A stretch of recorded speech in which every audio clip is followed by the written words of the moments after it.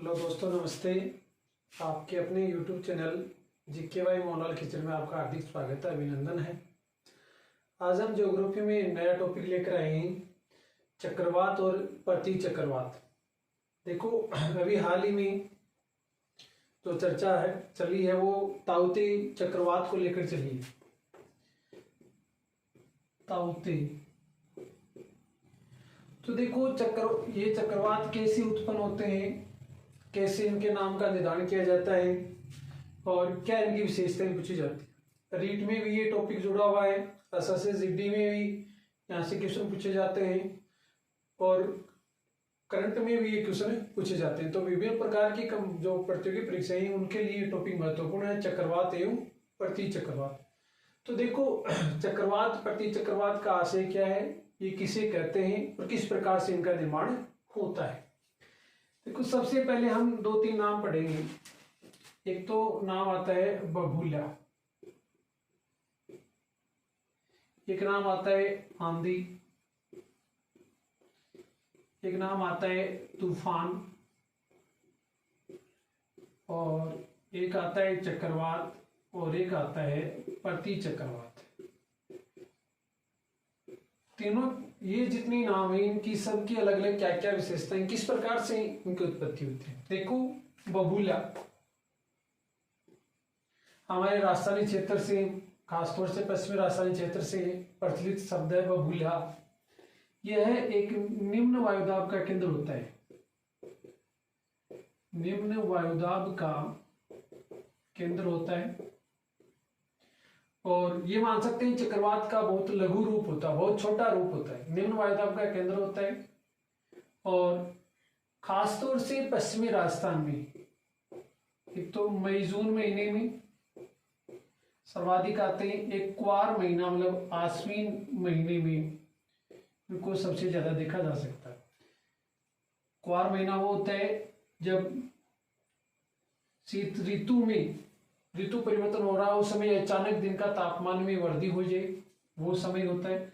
तो इन समय में निम्न वायुदाब का एक केंद्र होता है, हवा का एक बाउंडर होता है, उसको ही बबूला के नाम से जाना जाता है। तो मई जून महीने में और आश्विन महीने में मतलब अक्टूबर महीने में, सितंबर अक्टूबर में इनको देखा जा सकता है। आंधी, देखो इसमें हवा है वो वर्ताकार होती है। आंधी में क्या होता है, हवा की दिशा सीधी होती है और हवा के साथ साथ क्या होती है, धूल उड़ती है, उसको क्या कहा जाता है, आंधी कहा जाता है। आंधी के संबंध में पूछा जाता है राजस्थान में सबसे ज्यादा आंधियां कहाँ आती हैं। राजस्थान में सबसे ज्यादा आंधी आती है गंगानगर जिले में। एक वर्ष में औसत 27 दिन आंधी यहाँ आती है। तो सबसे ज्यादा आंधी किस जिले में आती है राजस्थान में, तो उत्तर क्या होगा, गंगानगर। फिर आता है तूफान। तूफान क्या होता है, देखो जब हवा के साथ, यहाँ हवा के साथ धूल उड़ रही है, यहाँ हवा के साथ जब वर्षा होती है, तेज हवा होती है और उस हवा के साथ जब वर्षा होती है उसे तूफान के नाम से जाना जाता है। फिर देखो चक्रवात। चक्रवात किसे कहते हैं, बबूला का जो विशाल रूप होता है वो ही चक्रवात होता है। निम्न वायुदाब का एक वातागर होता है, निम्न वायुदाब का वातागर, उसको ही चक्रवात कहा जाता है। और प्रति चक्रवात क्या है, ये चक्रवात का बिल्कुल विलोम है, चक्रवात का उल्टा होता है, उसे ही क्या कहा जाता है, प्रति चक्रवात कहा जाता है। तो हमारे सामने एक शब्द निकल कर आया, वातागर। वातागर किसे कहते हैं, वातागर का निर्माण कैसे होता है। देखो, वातागर का निर्माण कैसे होता है, वातागर किसे कहते हैं।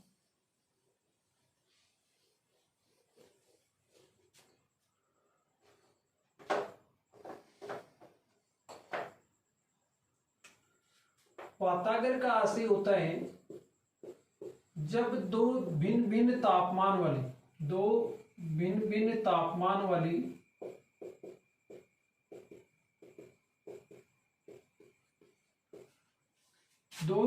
तापमान वाली हवाएं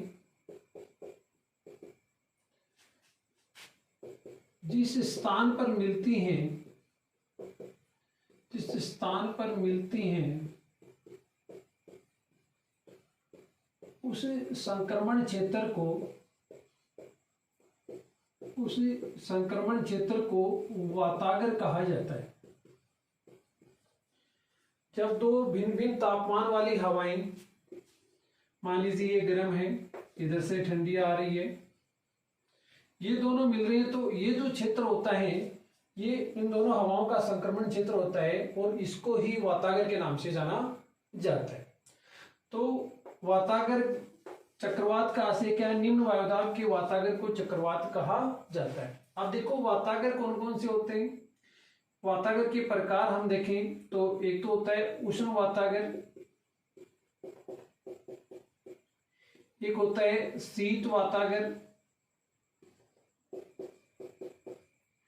एक होता है गति वातागर, एक होता है स्थिर वातागर।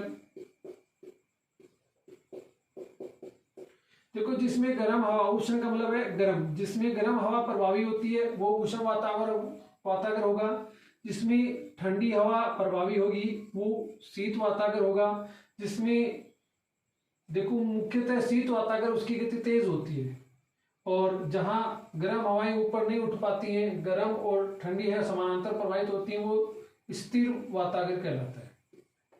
तो ये वातागर के अलग अलग प्रकार प्राप्त होते हैं। अब हम सबसे पहले पढ़ेंगे चक्रवात किसे कहते हैं, चक्रवात का निर्माण कैसे होता है। देखो जब हम ग्लोब पढ़ते हैं तो ग्लोब में हम कटिबंध पढ़ते हैं कि ये भूमध्य रेखा है, इस भूमध्य रेखा से ऊपर कर्क रेखा और नीचे मकर रेखा, इसके मध्य का जो भाग है ये कहलाता है उष्ण कटिबंध। और 66.5 डिग्री वाला और इधर 66.5 वाला, इससे नीचे वाला भाग ये कहलाता है शीत कटिबंध, ऊपर वाला भाग ये कहलाता है शीत कटिबंध और बीच वाला है वो कहलाता है शीतोष्ण कटिबंध। शीतोष्ण कटिबंध।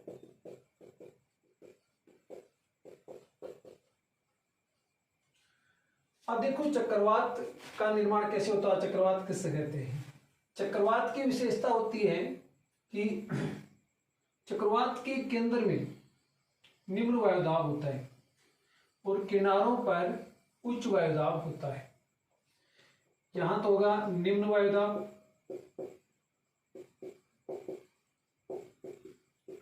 और किनारों पर होगा उच्च वायुदाब।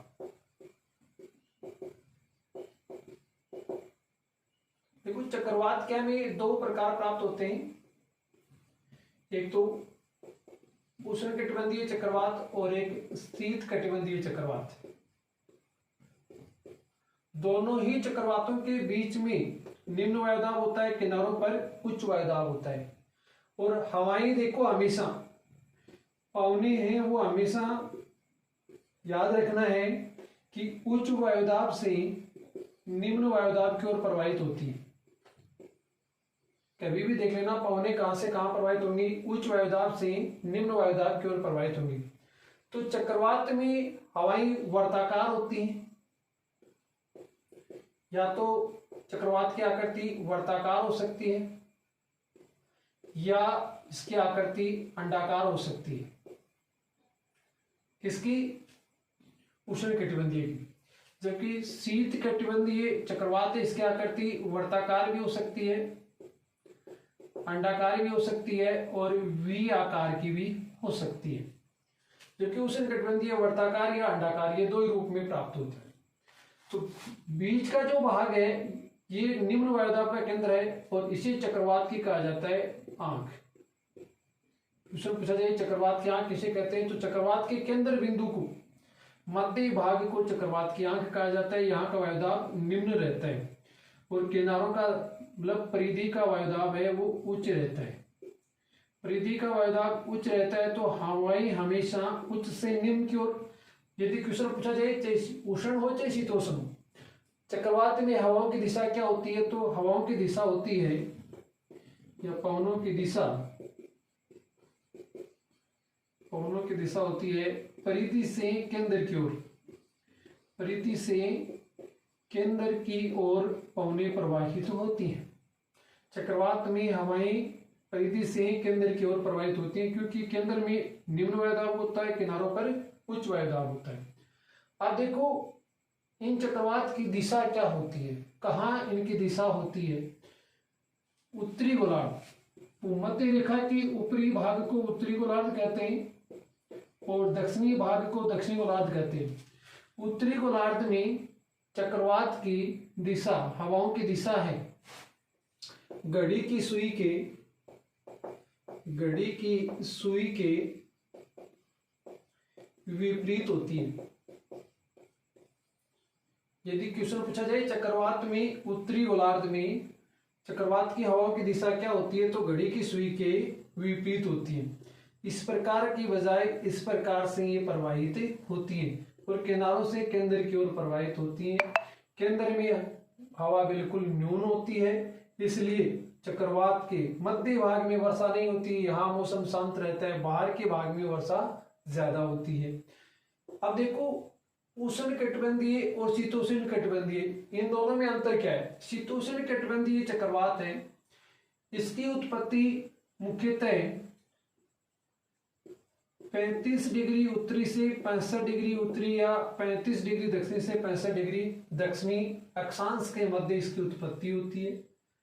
और इसका जो व्यास देखा जाए शीतोष्ण कटिबंधीय व्यास का, शीतोष्ण कटिबंधीय चक्रवात का व्यास देखा जाए तो 1040 किलोमीटर से 1920 किलोमीटर के मध्य इनका व्यास हो सकता है। न्यूनतम 1040 और अधिकतम 1920 किलोमीटर तक होता है। जबकि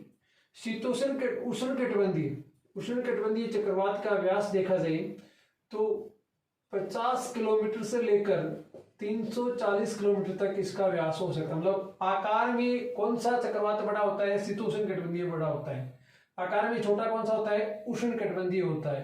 परंतु हवा की गति सबसे ज्यादा किसकी होती है, उष्ण कटिबंधीय चक्रवात है, इसकी गति सर्वाधिक होती है, इसकी गति सर्वाधिक होती है। यदि इसी चक्रवात की बात की जाए दक्षिणी गोलार्ध में, तो दक्षिणी गोलार्ध में, ये तो बात थी उत्तरी गोलार्ध की, दक्षिणी गोलार्ध की बात करें तो दक्षिणी गोलार्ध में हवा की दिशा है वो घड़ी की सुई के अनुकूल होती है। घड़ी की सुई के अनुकूल होती है। यदि क्वेश्चन पूछा जाए दक्षिणी गोलार्ध में चक्रवात में हवा की दिशा कौन सी होती है, तो घड़ी की सुई के अनुकूल होती है दक्षिणी गोलार्ध में। तो एक दूसरे गोलार्ध में एक दूसरे से हवा की दिशा क्या है, विपरीत है। यहाँ विपरीत है और यहाँ घड़ी की सुई के अनुकूल है। ये चक्रवात की हमें विशेषता प्राप्त होती है। अब देखो शीतोष्ण कटिबंधीय विशाल होता है, उष्ण कटिबंधीय वो आकार में छोटा होता है, परंतु इसमें हवा की गति कहीं कहीं तो 200 किलोमीटर प्रति घंटा तक होती है। और शीतोष्ण कटिबंधीय में हवा देखें तो मूलतः 30 से 50 किलोमीटर प्रति घंटा के हिसाब से प्रवाहित होती है। तो शीतोष्ण कटिबंधीय जैसे जैसे ये ऊपर की तरफ जाता है शीतोष्ण कटिबंधीय, या हम बात करें जैसे ये उपोष्ण कटिबंधीय में जाता है तो समाप्त हो जाता है। यही बात इनकी आती है जब 5 डिग्री से 15 डिग्री तक तो इनकी दिशा है चक्रवात की दिशा। देखो चक्रवात की दिशा है वो होती है पश्चिम, पूर्व से पश्चिम की ओर, पूर्व से पश्चिम की ओर। जैसे ही उपोष्ण कटिबंध वाले क्षेत्र में प्रवाहित होती है वहां जाकर ये समाप्त हो जाते हैं। अब देखो चक्रवात को कुछ स्थानों पर अलग अलग नामों से जाना जाता है। यदि हम बात करें प्रशांत महासागर की, प्रशांत महासागर का अर्थात उत्तरी अमेरिका का जो पूर्वी तट है उस स्थान पर प्रशांत महासागर में कोई चक्रवात आता है तो उसको हरिकेन के नाम से जाना जाता है। उसे किस नाम से जानते हैं, हरिकेन कहते हैं। यदि कोई चक्रवात संयुक्त राज्य अमेरिका में आता है तो उस चक्रवात को टोर्नेडो कहा जाता है। क्या कहा जाता है, टोर्नेडो कहा जाता है।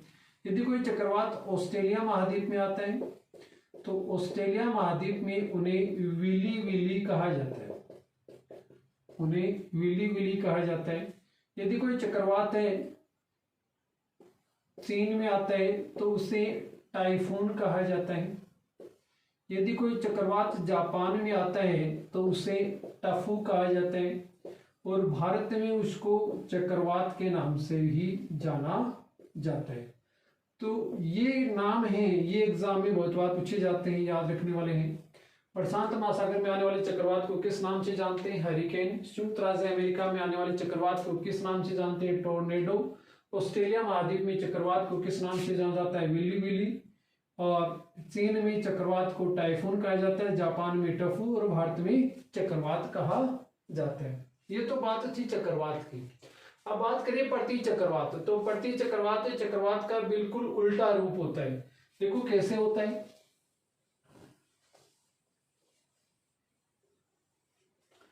प्रति चक्रवात के केंद्र में उच्च वायुदाब होता है और किनारों पर निम्न वायुदाब होता है। यहां उच्च वायुदाब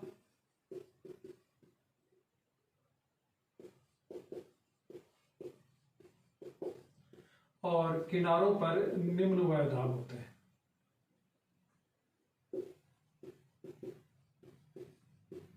तो आप पूछा जाए चक्रवात में हवा किस प्रकार प्रवाहित होती है, तो उच्च वायुदाब से निम्न वायुदाब की ओर प्रवाहित होगी, अर्थात केंद्र से परिधि की ओर, केंद्र से परिधि की ओर हवा प्रवाहित होती है। किसमें? प्रति चक्रवात में। अब देखो इसकी दिशा देखी, हमने चक्रवात की दिशा उत्तरी गोलार्ध में घड़ी की सुई के विपरीत पड़ी थी, इसकी उससे उल्टी होगी। उत्तरी गोलार्ध में यदि इसकी स्थिति देखा जाए तो उत्तरी गोलार्ध में इसकी हवा की दिशा है घड़ी की सुई के अनुकूल होगी, घड़ी की सुई के अनुकूल होगी।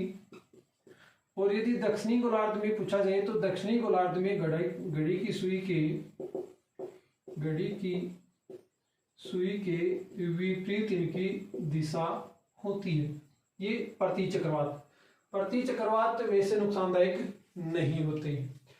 चक्रवात सबसे ज्यादा नुकसानदायक होते हैं। चक्रवात में भी उष्णकटिबंधीय चक्रवात सबसे प्रभावी होते हैं, तेज होते हैं, और इनकी गति, यदि एक क्वेश्चन और बनता है कि चक्रवात की सर्वाधिक गति कहाँ होती है? सर्वाधिक गति जलीय भाग पर होती है। जब समुद्री भाग पर होते हैं तो इनकी गति सबसे ज्यादा होती है, और जैसे स्थलीय भाग पर आते हैं इनकी स्थिति कमजोर पड़ जाती है। जैसे हमने ताउते के बारे में पढ़ा, ताउते जब समुद्री भाग पर था तब उसकी जो गति की कयास लगा रहे थे, बहुत ज्यादा गति बता रहे थे। जैसे जैसे स्थलीय भाग में प्रवेश किया इसकी गति कम होती जाती है। और सबसे ज्यादा यदि नुकसान की बात करें तो नुकसान सबसे ज्यादा ये कहाँ करते हैं? सबसे ज्यादा नुकसान ये करते हैं तटीय क्षेत्र में। जो समुद्र का तटीय भाग है उस पर सबसे ज्यादा नुकसान करते हैं। जब मध्य भाग में आते हैं तो इनकी जो गति होती है वो कमजोर पड़ जाती है। अब देखो चक्रवातों के नामकरण की बात करें। ये ताउते नाम कैसे आया, कहां से पड़ा, और आगे आने वाले चक्रवात का क्या नाम होगा, इसका नामकरण किसने किया। देखो चक्रवात सबसे पहले तो नामकरण की आवश्यकता क्यों हुई? नामकरण की आवश्यकता इसलिए हुई कि चक्रवात का यदि नाम रख दिया जाए तो अलग अलग देशों में जब चर्चा होती है तो उसका नाम से उसकी चर्चा की जा सकती है। मान लीजिए पिछले वर्ष आया कोई चक्रवात, जैसे पिछले वर्ष अम्फान चक्रवात आया था, उसकी चर्चा करनी हो तो आप ये कहें पिछले वर्ष चक्रवात आया वो इस प्रकार से था, हम नाम ले देंगे कि अम्फान आया था, उसकी गति ये थी, दिशा ये थी, यहां से यहां तक वो प्रवाहित हो रहा था। तो नामकरण एक तो इसलिए नामकरण की आवश्यकता हुई कि उसकी चर्चा की जाए तो नाम से पुकारा जा सके। अब नाम की शुरुआत कब की गई? देखो नाम की यदि बात करें शुरुआत, तो नामकरण की सर्वप्रथम शुरुआत 1953 में, सन 1953 में अटलांटिक क्षेत्र में एक संधि हुई थी।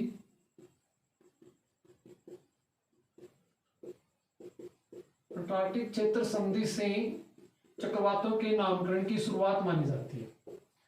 तो चक्रवातों के नामकरण की शुरुआत कौन से सन से मानी जाती है? सन 1953 से मानी जाती है। अब बात की जाए ताउते तो ये हिंद महासागर में आया। अब हिंद महासागर का जो क्षेत्र है उस स्थान के जो तूफान है उनका नामकरण करने के लिए भारत के प्रतिनिधित्व में प्रारंभ में सन 2004 में 8 देशों का एक समूह था, 8 देशों का समूह था जिसने ये कार्य शुरू किया। तो हिंद महासागर के तूफानों का नामकरण की शुरुआत कब हुई? 2004 में हुई। किसके नेतृत्व में? भारत के नेतृत्व में। कितने देश इसमें सम्मिलित थे? 8 देश थे। अब देखो ये 8 देश कौन कौन से थे? ये 8 देश भारत, पाकिस्तान, नेपाल,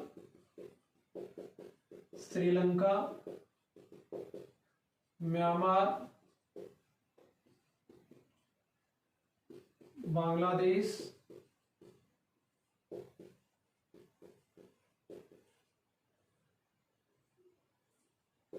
मालदीव, ओमान। 1 2 3 4 5 6 7 8 हो गए।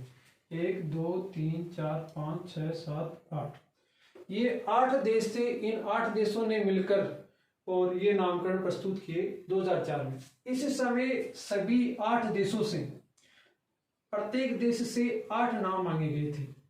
तो एक देश के 8 नाम हो गए, तो 8 देशों के नाम कितने हो गए? 64 नाम हो गए।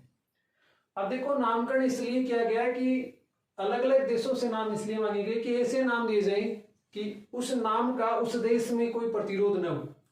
भारत कोई नाम निकाले तो भारत के क्षेत्र के लोग उस जो नाम निकाला जाता है उससे अर्थ कोई क्षेत्र विशेष की जनता कोई वो उसका विरोध न करे कि ये हमारे मान के लिए सही नहीं है, हमारा प्रतिरोध किया जा रहा है। तो प्रत्येक देश से 8-8 नाम लिए गए और टोटल नाम 2004 में कितने प्राप्त हुए? 64 नाम प्राप्त हुए।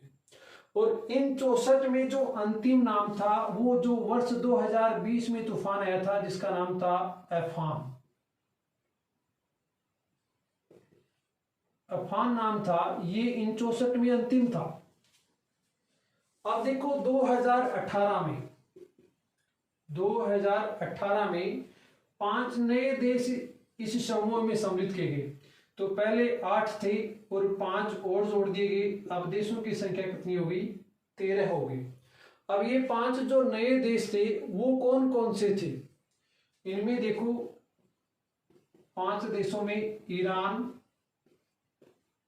कतर, ऊपर ले देता हूं मैं। 8 पहले थे, ईरान, कतर, सऊदी अरब, संयुक्त अरब अमीरात,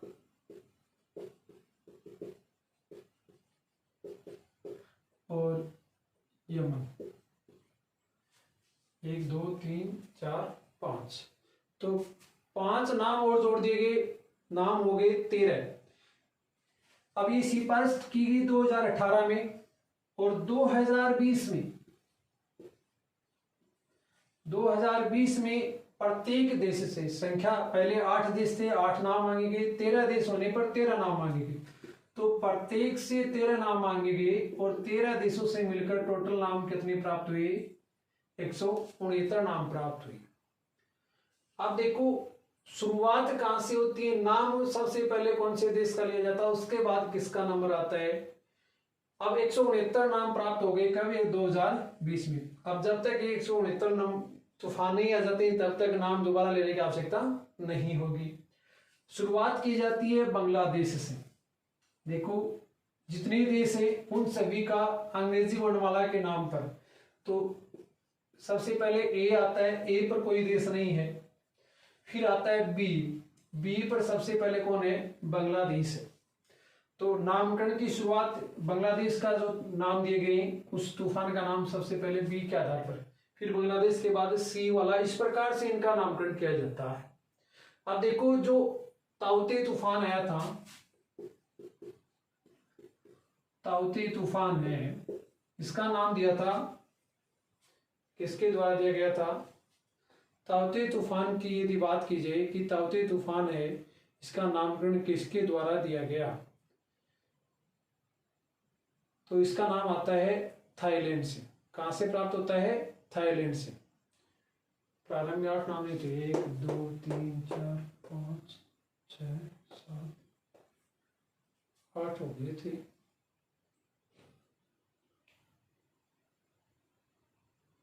अच्छा, इसमें बांग्लादेश नाम दे दिया हमने, एक नाम आएगा थाईलैंड। ताउते की बात की जाए तो नाम क्या आएगा? थाईलैंड। ताउते नाम है वो थाईलैंड के द्वारा दिया गया था। अब अगला जो आएगा उसका नाम होगा यास। ताउते के बाद यदि कोई तूफान आएगा तो उसका नाम क्या होगा? यास नाम होगा। और ये किसके द्वारा दिया गया नाम है? ये है ओमान के द्वारा दिया गया। ताउते का अर्थ यदि पूछा जाए शाब्दिक अर्थ है तो ताउते का अर्थ है वो एक तेज जहरीली शिकारी छिपकली है, उसका नाम है। बर्मी शब्द है, उसके नाम पर इसका नाम छिपकली के नाम पर रखा गया ताउते, तो उसके आधार पर इसका नामकरण किया गया है। तो ये बातें इसके बारे में हमें प्राप्त होती हैं। सॉरी, इसमें नेपाल नहीं है, थाईलैंड है।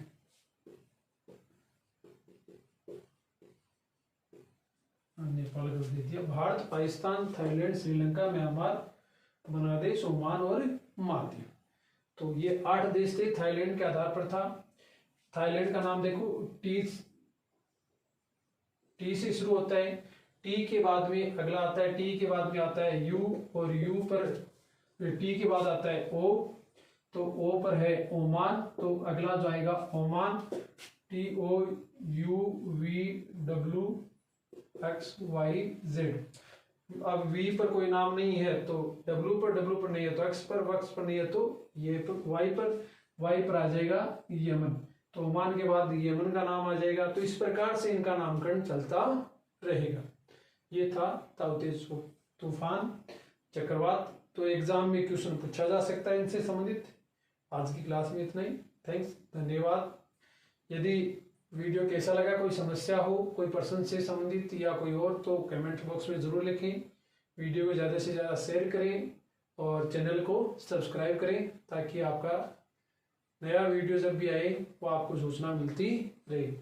इस प्रकार की श्रृंखला में हम हिंदी और ज्योग्राफी, जिसमें विश्व, भारत और राजस्थान और संपूर्ण हिंदी है, इसी चैनल के माध्यम से पढ़ने का कार्य हम करेंगे। धन्यवाद।